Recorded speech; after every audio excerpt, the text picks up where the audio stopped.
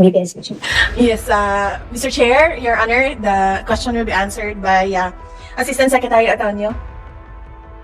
Yes, Secretary Antonio, please. I'm sorry. May we request that the question be repeated? So sorry. I know that the Vice President has responded regarding this matter in past fora, but I'd just like to put it on record. The explanation regarding the controversial 400 plus security detail to the OVP. Good morning, Your Honor. So yes, we do confirm that there is an existing 433 BPSPG personnel as of December 2022. And as mentioned, this has been created way back in June 2022 and took effect on June 30, 2022 to provide security services for the Office of the Vice President. And the creation of the BPSPG is really for the protection of the future current and future Vice Presidents. Vice President Sara bantay sarado ng 433 bodyguard. Nasilip ng Commission on Audit ang aabot sa 433 security escort ni Vice President at Education Secretary Sara Duterte sa kanyang unang taon ng panunungkulan. Tumaas umano ang bilang ng mga security escort ng 455% mula sa mga security personnel na nakatalaga kay dating Vice President Leni Robredo na pinalitan ni Duterte. Matatandaan na hiniling ni VP Sara sa kanyang pag-upo sa pwesto noong 2022 na buhayin ng security unit na hiwalay sa Presidential Security Group para magkaroon ng proteksyon lahat ng magiging vice-presidente ng bansa. Inaprubahan naman ito ng Department of National Defense at Armed Forces of the Philippines. Panuuring ang buong video. Seniority, our Senior Vice Chair, Senator Aimee, if she has any questions. We have 10 minutes for the questions per member, and given that we have a DepEd, the chair will be a little stricter than usual with the 10 minutes. Usually very... Start with the OVP or the DepEd? OVP. OVP muna. Okay, thank you very much, and we welcome to the Senate all our friends from the OVP, most of all, Her Honor, the Vice President. I just wanted to give you the opportunity to respond to the COA citations. Firstly, the COA has repeatedly cited the lack of internal guidelines, hence the delayed submission of in-kind donations, the non-posting of reports, and the late reporting and lack of supervision in the in-kind donations at OVP satellite offices. Has this been responded to adequately, and has the COA deleted this finding in the latest report? Mr. Chair, Your Honor, Director Sanchez of Administrative and Financial Services will answer the question. Thank you, Director Sanchez. Yes, please. Good morning, Your Honor. The OVP has already prepared a draft guidelines for the monitoring of and reporting of in-kind donations, Your Honor, and we expect to release it within this quarter, Your Honor. Yes, thank you very much. So there is also the other end of that, which is the citation also by COA of the inadequate guidelines for distribution and the supporting documents for welfare goods and other supplies. Have you responded to that also? What are the existing guidelines? What documentation is required, in fact? And given the said lack of internal processes, can you please explain why there was a failure to report? I mean, clearly this is a new office and you are self-inventing along the way. Have you responded to COA? Yes, Your Honor, we've already responded to the Commission on Audit on that matter. As a matter of fact, we already developed swim lanes for the reporting of distribution of welfare goods to ensure that we are able to comply with the reporting requirements of the Commission on Audit. We've also developed the guidelines for that, Your Honor. So has the COA agreed, or you're yet to meet on the draft? We are yet to meet on the draft, Your Honor. All right, just update us as we go along the budget process, because that remains in the books together with a very, very old issue, and this has been carried over from the Commission on Higher Education, an existing fund transfer of 4 million. Apakatagal na nito, more than 10 years unliquidated. Ano ba ito? Your Honor, that pertains to fund transfer to the Commission on Higher Education in the previous administration. several years already, Your Honor. Yes, this is unliquidated for more than 10 years, casting doubt on whether the project was actually implemented at all. Yes, Your Honor. We continue to send follow-up letters to the Commission on Higher Education as to the status of the fund transfer, Your Honor. And we are continuously coordinating with the CHED on this matter. Yes, may we have a copy of the trail of communication to the CHED so that we can inquire with CHED as well if there's any update on this matter. Finally, of course, what occurred in the news, I know that the Vice President has responded to this, but is there any further explanation on the controversial 400 security detail to the OVP? Yes, I think there were comments about the inordinate number of security already established. Is there an explanation for such a large number, as has been criticized in both the media as well as Congress? As to the number of VPSPG personnel, no, the determination on the number and deployment of VPSPG personnel is largely dependent on the assessment of the AFP and the PNP.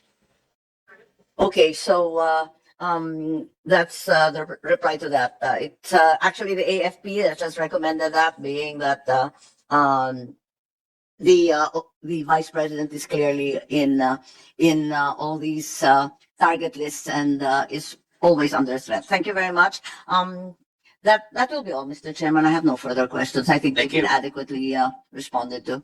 Thank you very much, Senior Vice Chair. And I suspect, kasi ako, my security, let's say we have 6 or 4. Hindi naman sila sabay-sabay, di ba? Kasi may nagpapahinga, may shifting yan, di ba? Hindi naman kailangan alert yun, di ba? There's a day shift, there's a night shift. Tapos kung pumupunta si VP sa isang lugar out of town, mauuna yun, di ba? May advance party yun. So I just want to put that on the record because the impression created in the public might be na sabay-sabay nagjo-duty lahat yan, hindi. Which is not the case for many of us in public service. Thank you. Yes, that's correct, and we confirm that. Are they also, some of them at least, assigned to the 10 satellite offices now? Or are they all personal?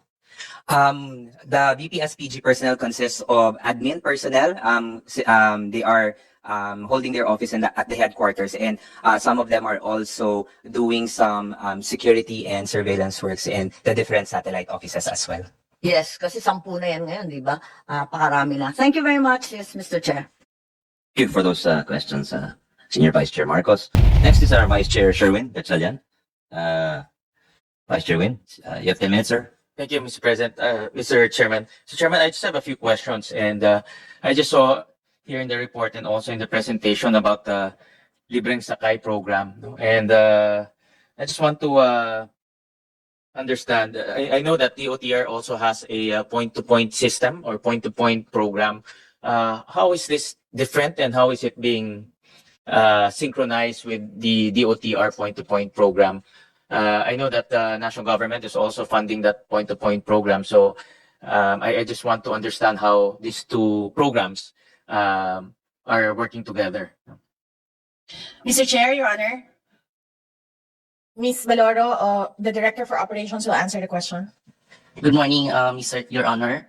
The Libreng Sakay program provides augmentation to the transportation industry through the partnership with the private bus companies and owners. So we are providing reinforcement during peak hours so the Filipinos rely on the public transportation for their daily commuters. So we've seen it is very important programs or flagship of the Office of the Vice President, especially for those who are commuting every day to their works and offices, Your Honor.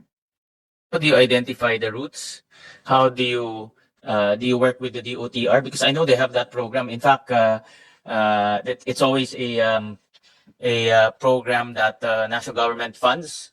So how do you work with the OTR? Is there Before you answer, Madam Vice President, I just want to acknowledge the presence of our Senate Chairperson of the Committee on Public Works, Senator Bongbong. Morning, sir. Yes, Mr. Chair, Your Honor, Undersecretary Lopez will answer the question. Yes, thank you, Vice President. Your Honor, the Office of the Vice President has a existing memorandum of agreement with the Department of Transportation on this matter, on the project of the Libreng Sakay program. What happens is that it is the OVP who supports the program, the Libreng Sakay program, also of the DOTR by providing buses. No, but the determination of the routing, when is it what are the routes for pickup, etc., will be solely on the part of the Department of Transportation, Your Honor. It is a means of support and an augmentation of the national program for libreng sakay of the DOTR. So it's an augmentation of the DOTR program. In a way, yes, but it is a Office of the Vice President program. Okay. And because I know that the OTR, they have specified routes, especially those that are traversing, for example, the MRT routes or the LRT routes. And because of congestion, they augment it through a point-to-point system. No? Is that the same? Is it the same program? That is correct, Your Honor. As a matter of fact, when one way also to when we say what we meant by augmentation is also the DOTR does not have a route for the Commonwealth and Quiapo, Loton area. So that's one way. We also fielded 2 libreng sakay buses of the Office of the Vice President in said areas, Your Honor, giving public commuters an opportunity also to avail of said program. And then how is the program being affected by the increase in fuel? Right now, we just saw another round of fuel increase last week. So how is it being affected? I understand that you have serviced close to about 353,000 passengers. Yes, Your Honor, Mr. Chair. Mr. Kelvin Tenido, our budget officer, will answer the question. Good morning, Mr. Chair. Part of the indicative budget for 2024 is the projection for the fuel, including the expected hike of the fuel price. Team still maintain the number of passengers of 353,000. That's still possible with the price increase? Mr. Chair, I think the number of passengers would be the same since we have one operations expenses for the libreng sakay. I think regardless of the fuel level, the capacity of the bus would still be the same, Mr. Chair. Assuming that because prices of fuel increase, the number of trips will go down. And therefore, the number of passengers will also go down. That's my assumption. Okay. Yes, sir. To answer that, Mr. Chair, our indicative budget for 2024 was based on the actual routes or actual trips made by the existing buses. Mm-hmm. And then you took into consideration already the fuel increase? Yes, sir. Okay. All right. And then lastly, I saw in the presentation also an office. I think that was a discussion last budget hearing. What's the plan of putting up a permanent office? And I think the OVP deserves a permanent office. No? Just like the Senate, we don't have a permanent office. We're just leasing here.